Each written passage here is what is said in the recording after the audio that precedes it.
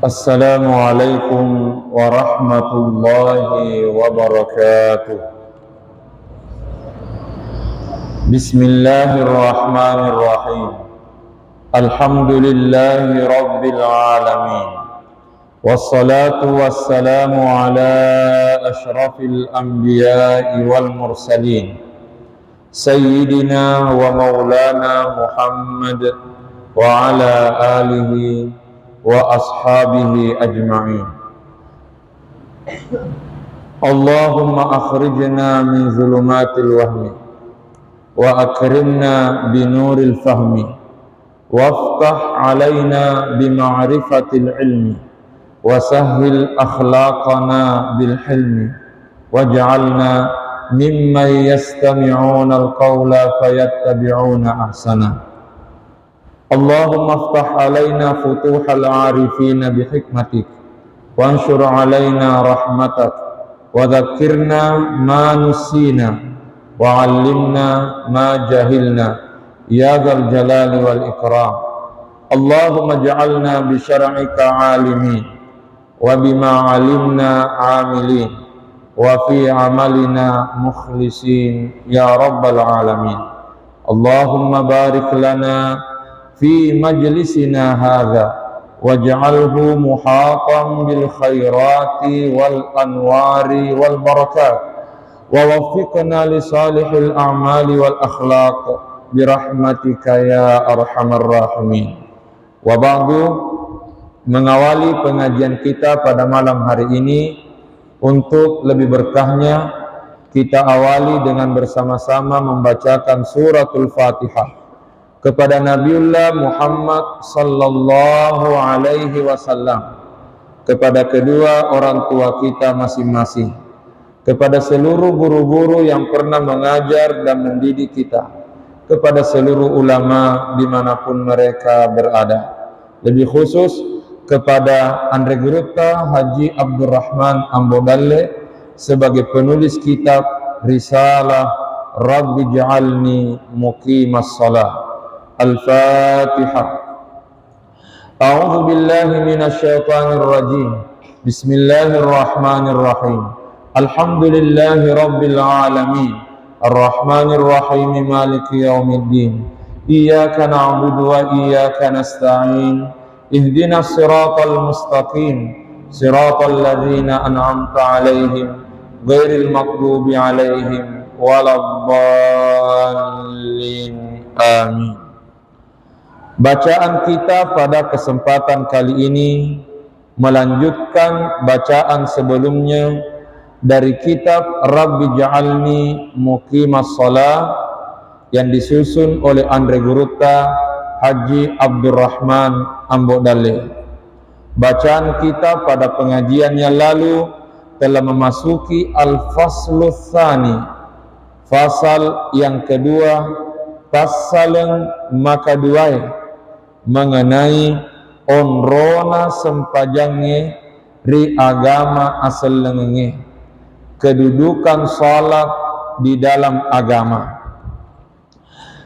Bacaan kita yang terakhir pada pengajian sebelumnya sampai pada salah satu hadis Rasulullah sallallahu alaihi wasallam yang mengatakan al-barakatu fil bukuri naya barakae kuiri akkele-kelee.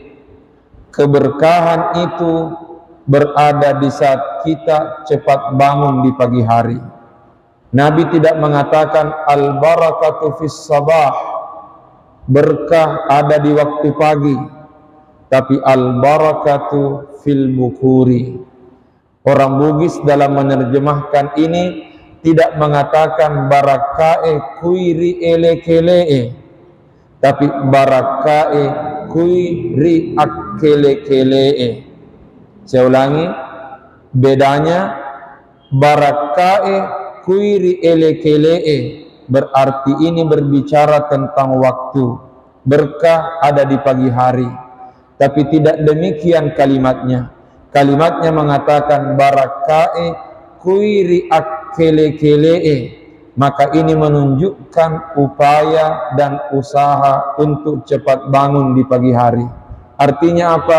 Semakin cepat kita bangun, semakin banyak keberkahan kita terima dari Allah Subhanahu wa taala. Mari kita lanjutkan penjelasan dari Andre Gurutta di dalam kitabnya ini. Nellau doa ngetopi Nabi Muhammad sallallahu alaihi wasallam. Nellau doa ngetopi Nabi Muhammad sallallahu alaihi wasallam ripak barak kakiang ummak nari akkele-kelekna. Artinya Rasulullah sallallahu alaihi wasallam pun mendoakan umatnya agar diberkahi oleh Allah dalam upayanya cepat bangun di pagi hari. Nellau doa ngetopi Nabi Muhammad sallallahu alaihi wasallam ripak barak kakiang umat nari akkele-kelekna. Artinya Rasulullah sallallahu alaihi wasallam juga mendoakan umatnya agar diberkahi oleh Allah dalam upayanya cepat bangun di pagi hari. Maka dari Nabi taripak doa ngena, Allahumma barik li ummati fi bukuriha. Puang tapak barak kaki lalui kasih umatku ri akkele-kelekna. Nabi mengatakan, ya Allah, berkahilah umatku dalam upayanya cepat bangun di pagi hari. Berkahilah umatku dalam upayanya cepat bangun di waktu subuh. Semakin cepat kita bangun, semakin terbuka pintu keberkahan dari Allah Subhanahu wa taala. Karenanya ada satu rumus di sini. Siapa yang cepat bangun di waktu subuh, itu didoakan oleh Nabi agar diberkahi oleh Allah. Karenanya setiap kali kita bangun di waktu subuh, semakin cepat kita bangun, semakin perbanyak doa. Tapi kalaupun ternyata begitu kita bangun, taruhlah misalnya bangun jam 3, setengah 4, jam 4, paling lambat setengah 5. Begitu kita bangun, ternyata kita tidak tahu apa yang kita mesti minta kepada Allah, tidak tahu apa bagus doanya. Maka berdasarkan hadis ini tersirat sebuah pesan. Cukup kita mengatakan amin, amin. Saya ulangi, ketika kita bangun di waktu subuh, sebaiknya berdoa. Tapi kalaupun tidak tahu apa yang mesti dibaca, maka di sini tersirat pesan. Cukup kita baca amin, amin. Artinya terima ya Allah, terima ya Allah. Mengapa kita mengucapkan amin? Karena Rasulullah mendoakan orang yang cepat bangun. Karenanya ketika kita mengatakan amin, itu seolah-olah kita mengaminkan doanya Rasulullah sallallahu alaihi wasallam. Saya juga pernah diajari oleh salah seorang guru saya, tanpa saya harus sebutkan namanya. Upayakan bangun qiyamul lail. Kalaupun tidak bisa qiyamul lail banyak-banyak, paling tidak qiyamul lailnya 2 rakaat tambah 1 witir. Tapi kata beliau, kalaupun ternyata sama sekali tidak bisa bangun tengah malam, tapi ternyata kita sempat tersadar ketika tidur, kita sempat tersadar, kita sempat bangun walaupun sebentar, maka paling tidak bacalah doa. Tapi kalaupun ternyata di waktu bangun itu ternyata kita tidak sempat berdoa, kata beliau, cukup ulang-ulang amin, amin, amin. Pertanyaan, mengapa cuma amin, amin? Jawabannya, karena di waktu tersebut para aulia Allah, para wali-walinya Allah sementara bangun berdoa kepada Allah. Oleh karenanya kalau kita tidak bisa berdoa, paling tidak menjadi supporter untuk doa-doanya para waliullah. Jadi kalau misalnya bangun jam 3, rencananya mau salat tahajud ternyata tidak bisa, maka paling tidak baca doa lah. Kalaupun ternyata baca doa pun juga sudah tidak bisa, akadabawan nih, amin, amin. Pastikan bahwa di waktu itu para aulia Allah, para wali-walinya Allah sementara bangun berdoa kepada Allah. Insya Allah selama waliullah berdoa, kita pasti ada dalam doanya. Selama waliullah berdoa, kita pasti ada dalam doanya. Minimal Allahumma ghafir lil mu'minina wal mu'minat. Minimal pasti ada di situ. Karenanya amin, amin, amin. Makuniro sikura-kuranna decen narilino. Artinya demikianlah paling tidak kebaikan salat yang bisa dirasakan di dunia. Karena ini berbicara tentang kedudukan dan kemuliaan salat dalam agama. Ternyata salat bisa berdampak positif dalam kehidupan dunia kita. Mengapa? Karena satu, salat akan membiasakan kita cepat bangun, paling tidak bangun salat subuh. Dan ketika cepat bangun salat subuh, maka itu juga akan mendorong kita untuk cepat ke tempat kerja, mengerjakan pekerjaan-pekerjaan duniawi, yang pada akhirnya kita akan mendapatkan keberkahan dari Allah Subhanahu wa ta'ala. Ingat satu rumus yang sering disampaikan oleh Andre Guruta pimpinan pondok, bahwa dalam bekerja jangan sekedar mencari banyaknya, jangan sekedar mencari hasil yang banyak, tapi kejarlah keberkahannya. Nareko mak jamaki ajak nawasile mega mi bawangi lelung, tapi lelungi barakai. Mengapa? Karena tidak ada yang kita cari kecuali kebaikan. Sementara kebaikan itu tidak terdapat pada hasil yang banyak, tapi kebaikan itu terdapat pada keberkahan. Biar sedikit, yang penting berkah, insya Allah banyak kebaikannya. Tapi biarpun banyak, tapi kalau tidak berkah, maka tidak ada kebaikannya. Karenanya ini yang perlu menjadi motivasi kita, bahwa salah satu sisi positifnya salat dalam kehidupan duniawi kita, mendorong kita cepat bangun untuk salat subuh, pada akhirnya memotivasi kita untuk cepat mengerjakan pekerjaan-pekerjaan duniawi. Yang ingat, ketika pekerjaan duniawi diawali dengan salat, maka itulah pintu keberkahan dari Allah. Sering kita sampaikan begini, Isra dan Mi'rajnya Nabi, tujuan utamanya adalah naik ke langit menerima perintah salat. Isra Mi'raj tujuannya naik ke langit menerima perintah salat. Menurut riwayat, konon Sidratul Muntaha, Baitul Ma'mur yang ada di Sidratul Muntaha itu lurus dengan Baitullah yang ada di Masjidil Haram. Pertanyaan, kalau Baitullah atau Masjidil Haram lurus dengan Sidratul Muntaha, lurus dengan Baitul Ma'mur yang ada di Sidratul Muntaha, mengapa perjalanan Nabi tidak langsung dari Masjidil Haram naik ke atas? Kenapa mesti dibawa dulu keliling-keliling sampai ke Masjidil Aqsa? Andai kata Pak Yusuf Kalla ketua panitia, maka pasti dari Masjidil Haram langsung ke atas. Karena prinsipnya Pak JK lebih cepat, lebih baik. Tapi ternyata itu bukti Pak JK bukan panitia Isra Mi'raj. Sekarang pertanyaan, apa kira-kira hikmahnya Nabi diperjalankan terlebih dahulu dari Masjidil Haram ke Masjidil Aqsa? Jawabannya lanjutan ayat itu, linuriyahu min ayatina.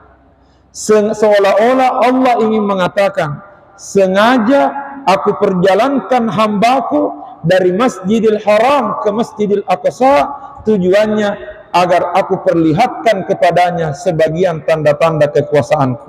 Linuriyahu min ayatina. Itulah sebabnya dalam perjalanan dari Masjidil Haram ke Masjidil Aqsa banyak kejadian-kejadian luar biasa, banyak peristiwa-peristiwa luar biasa yang dilihat oleh Nabi.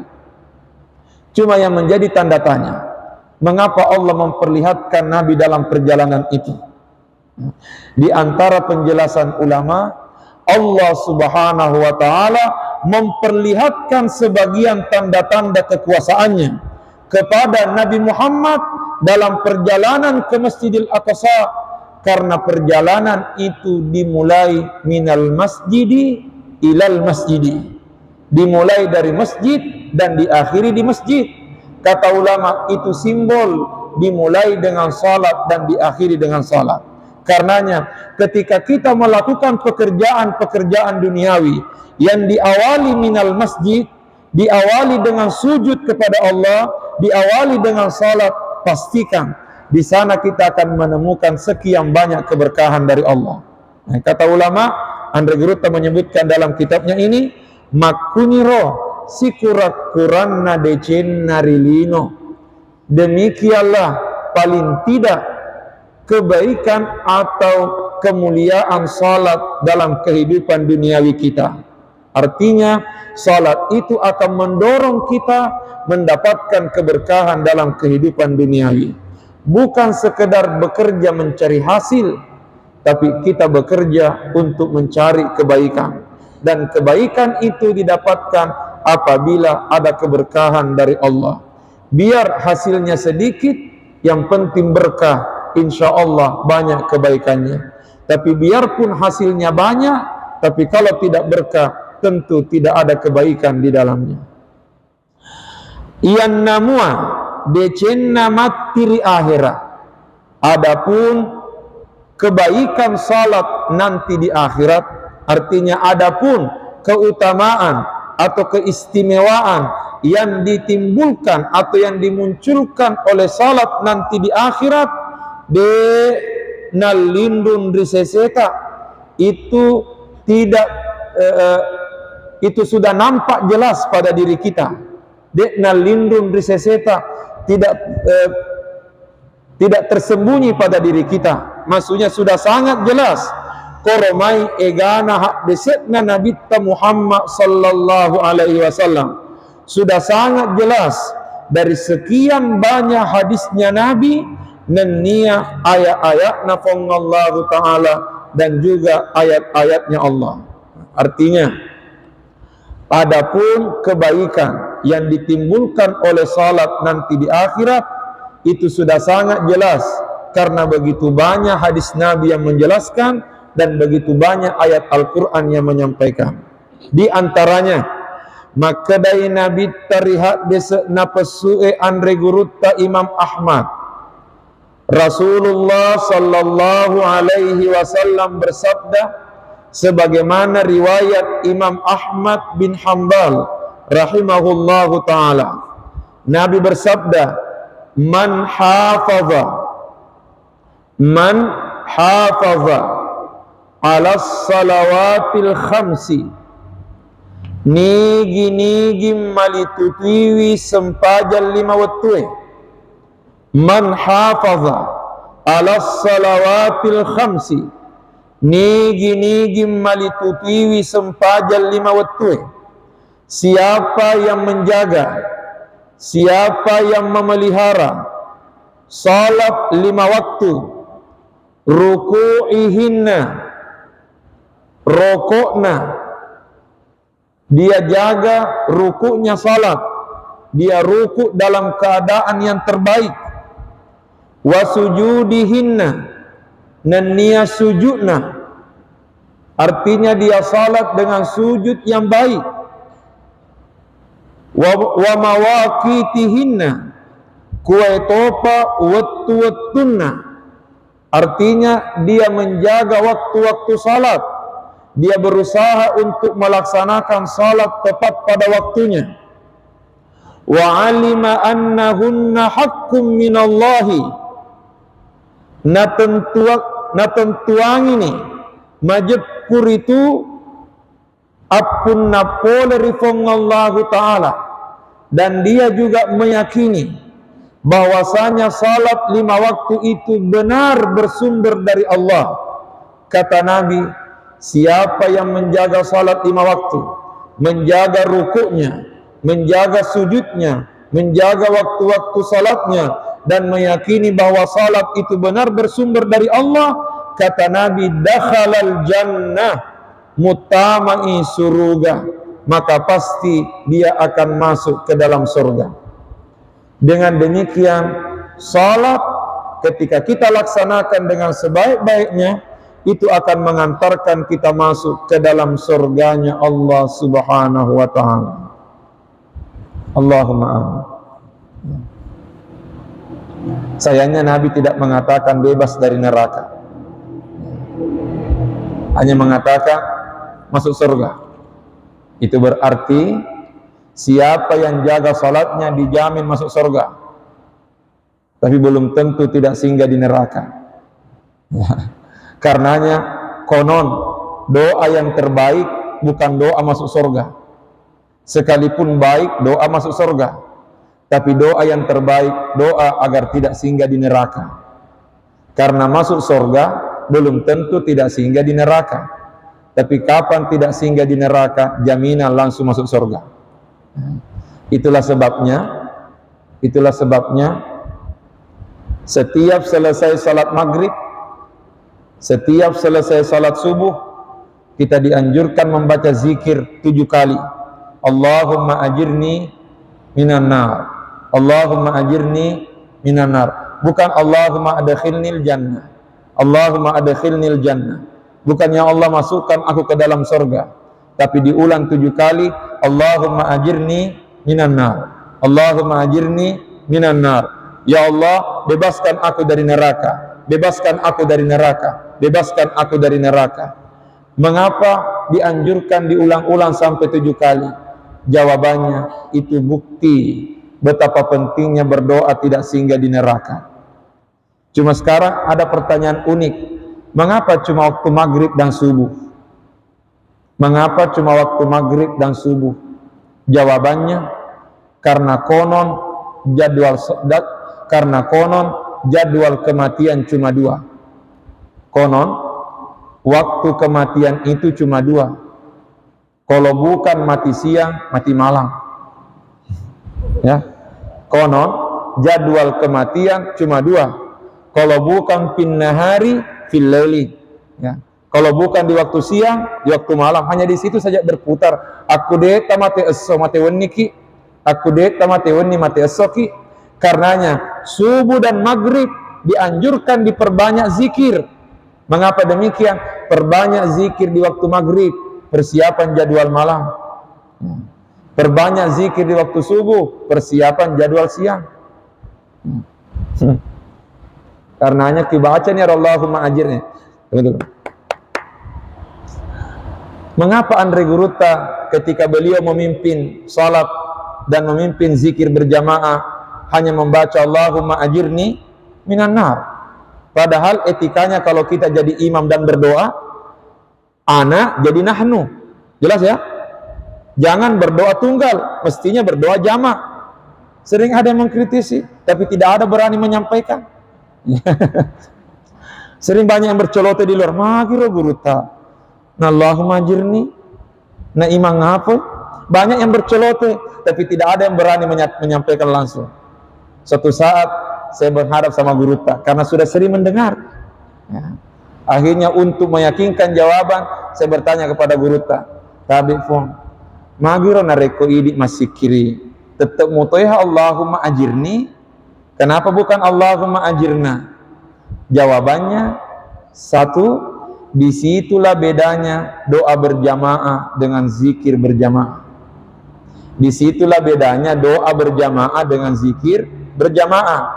Kalau doa berjamaah, 1 baca doa, yang lain tugasnya mengaminkan. Paham ya? Kalau doa berjamaah, 1 baca doa, yang lain mengaminkan. Jadi kalau jadi imam baca doa, jangan pakai ana, tapi pakai nahnu. Jangan mengatakan saya, tapi mestinya kami, karena banyak jamaah yang mengaminkan. Jelas sampai sini? Tapi kalau zikir berjamaah, bukan satu baca zikir, yang lain mengaminkan. Zikir berjamaah itu sama-sama membaca. Paham di sini? Lalu Allahumma ajirni minan nar, itu kan doa. Benar, itu doa. Tapi itu doa dibaca sebagai zikir. Karenanya ketika dibaca sebagai zikir, maka tetap mufrad. Kenapa? Karena memang hadisnya demikian. Contoh, Rabbi ghafirli warhamni wajburni warfa'ni warzuqni wahdini wa'afini wa'afwani. Itu doa. Rabbi ghafirli, ya Allah ampunilah aku, warhamni rahmatilah aku. Itu doa. Tapi kalau kita salat lalu duduk di antara dua sujud, itu dibaca bukan sebagai doa, tapi itu dibaca sebagai zikirnya duduk di antara dua sujud. Karenanya kalau kita jadi imam salat, tetap Rabbi ghafirli warhamni. Jangan mentah-mentah berjamaah, begitu jadi imam Rabbana ghafir lana warhamna wajburna warfa'na warzuqna. Tidak, tetap Rabbi ghafirli.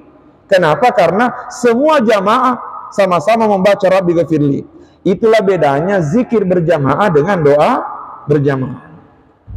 Kan ada juga yang mengubah Allahumma ajirna minan nar, Allahumma ajirna minan nar. Itu tidak salah, itu baik. Allahumma ajirna minan nar. Cuma isengi Allah, ya, isengi, ya. Iseng mengapa guru tetap membaca Allahumma ajirni? Mohon maaf, kalau di masjid ini kita membaca Allahumma ajirna di belakang salat, seolah-olah kita menyalahkan guru. Ya, kalau di sini nih. Kalau di sini di masjid ini kita membaca Allahumma ajirna minan nar, Allahumma ajirna minan nar, seolah-olah kita menyalahkan beliau. Padahal dia nabarani makutana. Nah, karena isengi Allah aja magati pas sale tahu ya. Ada juga, guru tet Allahumma ajirni minan nar, Allahumma berjamaah. Ya, isengi. Ya, disitulah perlunya fasalu ahla dzikri in kuntum la ta'lamun. Ada mengatakan itu kan Allahumma ajirni doa, benar doa, tapi itu doa dibaca sebagai zikir. Singkamatum itu Rabbi ghafirli warhamni wajburni. Sekalipun jadi imam, tetap Rabbi ghafirli, bukan Rabbana ghafir lana warhamna wajburna warfa'na warzuqna wahdina wa'afina wa'afwana. Allahu akbar. Tetap Rabbi ghafirli. Mengapa? Karena memang doa, tapi doa dijadikan zikir ketika duduk di antara dua sujud. Jelas ya? Oke. Karenanya Nabi mengatakan, nigi tom malitutiwi sempaja lima watue, nalitutiwi rokokna, nalitutiwi sujudna, nalitutiwi watuna sempajange, nanajepiwi rimak kedana yaro sempajange tonga pole rifonga Allah Ta'ala, dakhalal jannah, ijami ngitama suruga. Siapa yang menjaga salatnya, menjaga rukuknya, menjaga sujudnya, menjaga waktu-waktu salatnya, dan dia meyakini bahwa salat itu benar bersumber dari Allah, dakhalal jannah, maka dia dijamin masuk surga. Maka datopi Nabi Muhammad sallallahu alaihi wasallam, Rasulullah sallallahu alaihi wasallam juga bersabda, rihat desa napesue andre guruta Imam Ahmad dan Ibnu Hibban dalam salah satu hadis yang diriwayatkan oleh Imam Ahmad dan Ibnu Hibban. Rasulullah sallallahu alaihi wasallam bersabda, man hafaza 'alaiha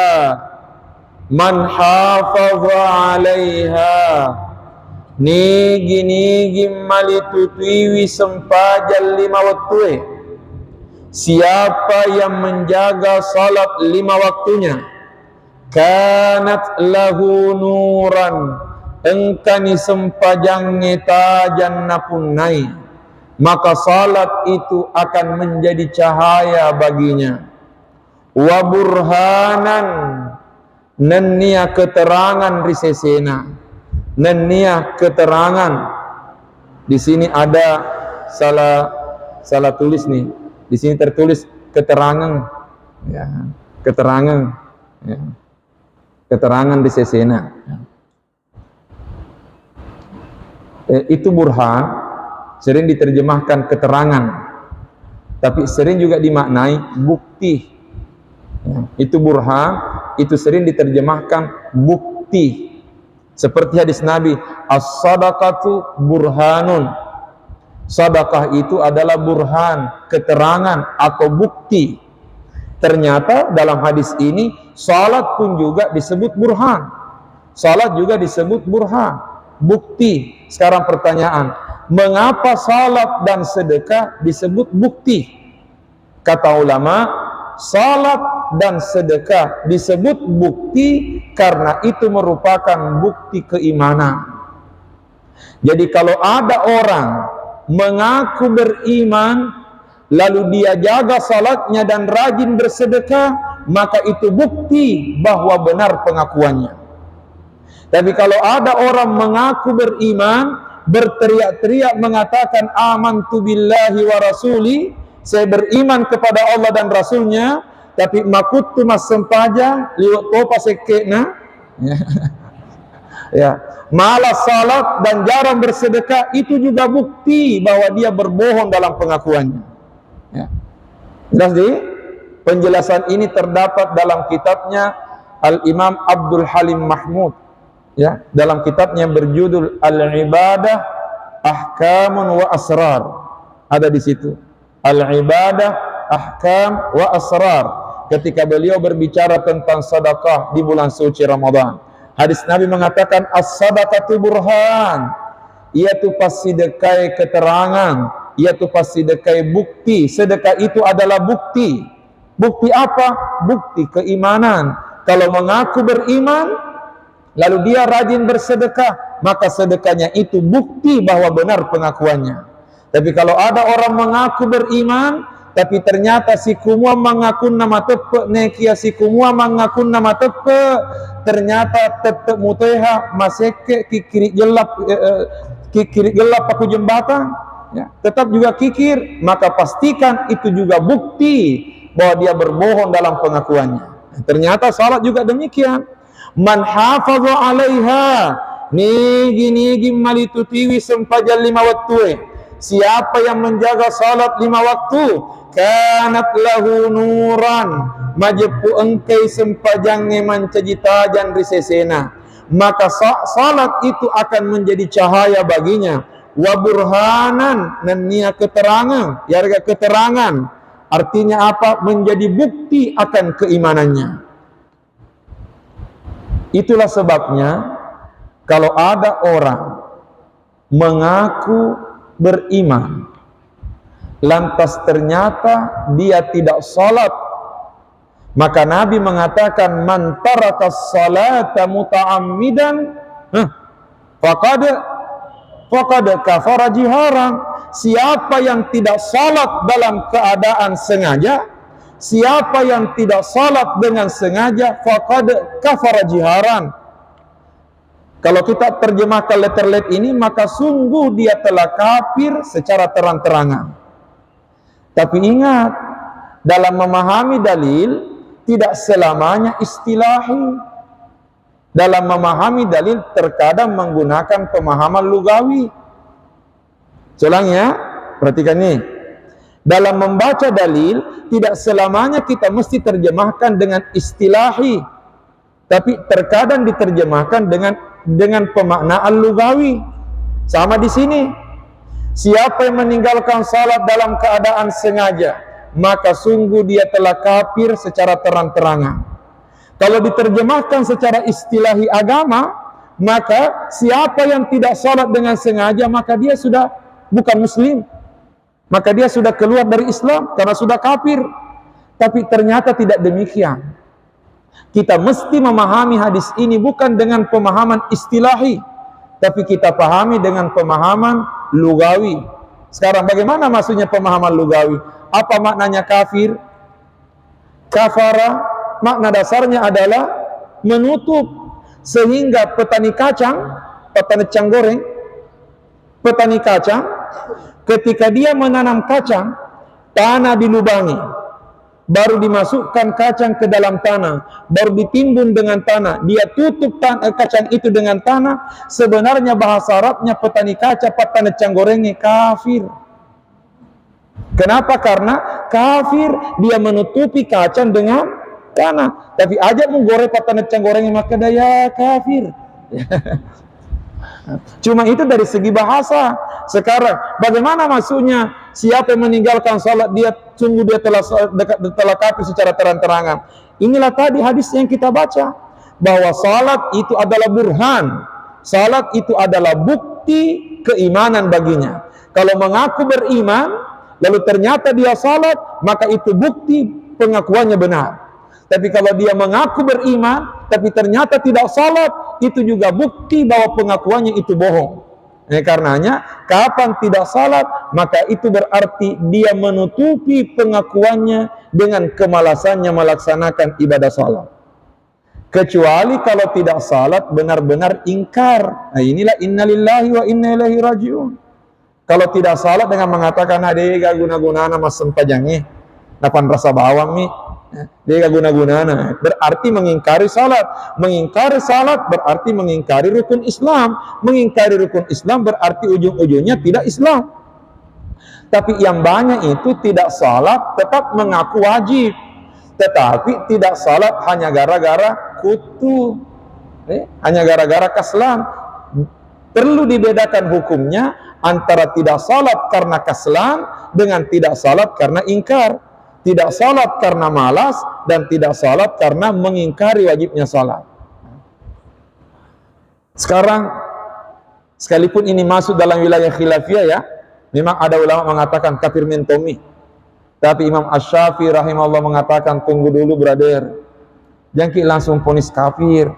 Konon terjadi dialog antara Imam Syafi'i dengan Imam Ahmad. Imam Ahmad bin Hanbal mengatakan siapa yang tidak salat dengan sengaja kafir. Imam Syafi'i mengatakan tunggu dulu pelan-pelan, pelan-pelan. Maka Imam Ahmad kafir metoi ya, kafir metoi ya. Hadisnya Nabi ta maka dah kafir. Lalu Imam Syafi'i mengatakan, oke lah, sudah kafir dia. Tapi Imam Syafi'i mengatakan kalau begitu saya mau bertanya, kalau ada orang tidak salat duhur dengan sengaja, kapan tidak salat dengan sengaja berarti dia telah kafir. Sekarang tidak salat duhur dengan sengaja berarti kafir. Tapi begitu masuk waktu salat asar, dia langsung pergi salat asar. Pertanyaannya, sah salatnya atau tidak?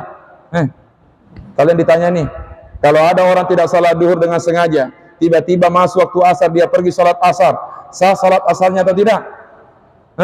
Sah atau tidak? Sah. Kenapa sah orang kafir? Paham di sini? Nah, itulah sebabnya Imam Syafi'i mengatakan hadis itu jangan dipahami istilahi, tapi hadis itu dipahami secara lugawi. Ya. Bolehkah kita memahami dalil begitu bahwa bukan pemahaman istilahi? Boleh, dan itu banyak buktinya. Contohnya, kata Sayyidina Umar ketika salat tarawih 20 rakaat, apa kata Sayyidina Umar? Ni'matil bid'atu hadhihi, sebaik-baiknya bid'ah ini dia. Jadi salat tarawih 20 rakaat itulah bid'ah menurut Sayyidina Umar. Tapi apa definisinya bid'ah? Kullu bid'atin dalalah wa kullu dalalatin finnar. Bid'ah itu masuk neraka. Tapi Sayyidina Umar mengatakan salat tarawih 20 rakaat ni'matil bid'ah, itulah bid'ah yang paling baik. Berarti hati-hati salat tarawih 20 rakaat bid'ah tuh. Tapi bid'ah di sini bukan bid'ah istilahi, tapi itu bid'ah lugawi. Apa sebenarnya disebut dengan bid'ah? Bid'ah adalah melakukan sesuatu yang tidak pernah terjadi sebelumnya di masa Nabi. Jelas ya? Berarti bid'ah itu menurut bahasa kreativitas. Ya? Bid'ah itu menurut bahasa kreasi.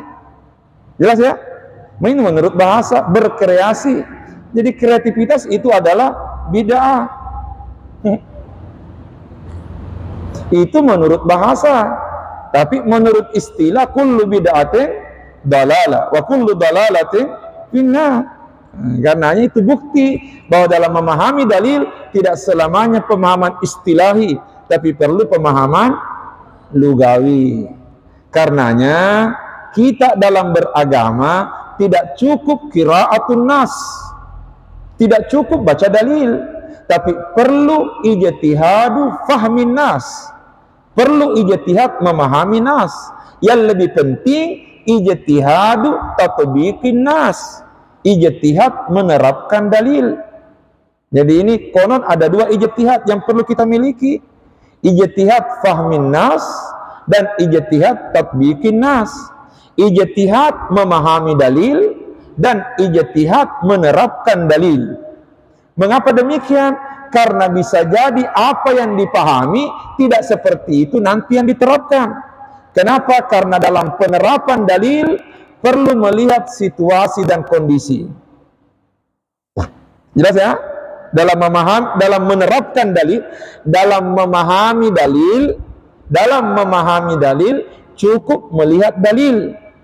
Tapi dalam menerapkan dalil perlu melihat situasi dan kondisi. Itulah sebabnya sering kita diajarkan ada 3 ilmu yang mesti dimiliki: ilmu langit, ilmu bumi, dan ilmu menerapkan langit di bumi. Mengapa? Karena itulah upaya untuk membumikan dalil-dalil langit supaya Islam ini benar-benar rahmatan lil alamin.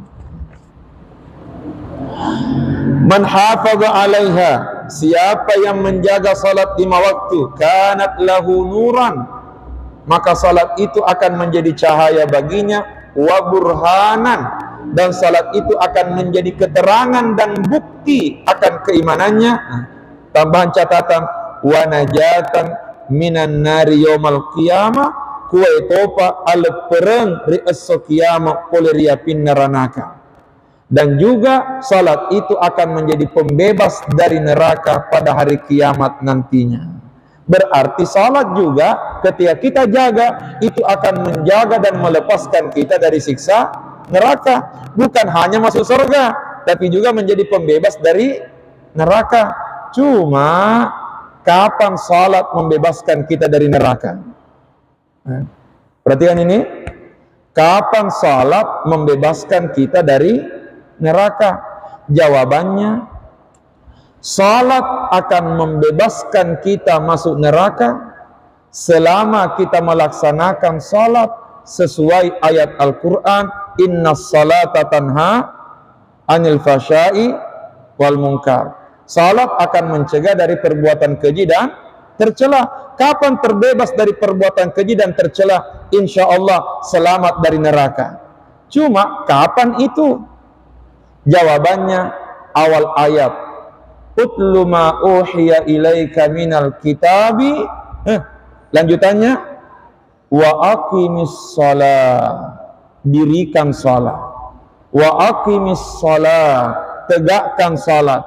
Maka ketika melaksanakan salat bukan sekedar sholli, tapi aqimis shalah. Ulangi, ketika kita melaksanakan salat bukan sekedar shollu, tetapi aqimus shalah, bukan sekedar sholli, tapi aqimis shalah. Pastikan salat itu akan membebaskan kita dari neraka.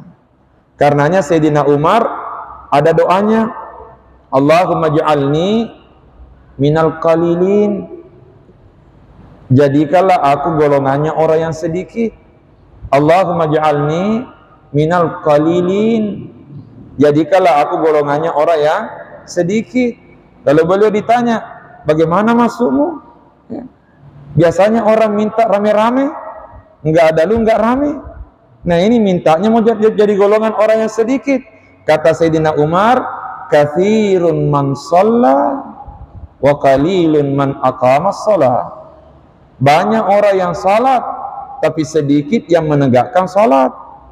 Banyak orang yang mengerjakan salat, tapi sedikit yang mendirikan salat. Nah, karenanya yang bisa membebaskan kita dari neraka bukan sekedar man shalla, orang yang salat, tetapi man aqamas shalah, orang yang mendirikan salat. Sekarang pertanyaan, ma makna iqamatus shalah? Apa maknanya mendirikan sholat? Insya Allah kita jelaskan pada pengajian berikutnya. Allahu a'lam. A'udzu billahi minasyaitonir rajim. Bismillahirrahmanirrahim.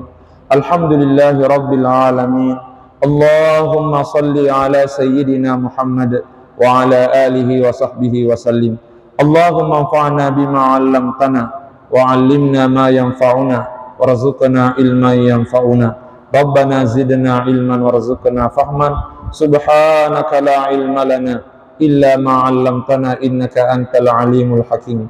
Rabbana atina fid dunya hasanah wa fil akhirati hasanah wa qina adzaban nar. Wa sallallahu ala sayyidina Muhammad wa ala alihi wa sahbihi wa sallam. Subhana rabbika rabbil izzati amma yasifun wa salamun alal mursalin walhamdulillahi rabbil alamin. Allahumma salli afdala salatin ala as'adi makhluqatika sayyidina Muhammad wa ala alihi wa sahbihi wa sallim adada ma'lumatika wa midada kalimatika kullama dzakaraka dzakiruna wa ghafala an dzikrihil ghafilun. Allahumma amin. Assalamualaikum warahmatullahi wabarakatuh.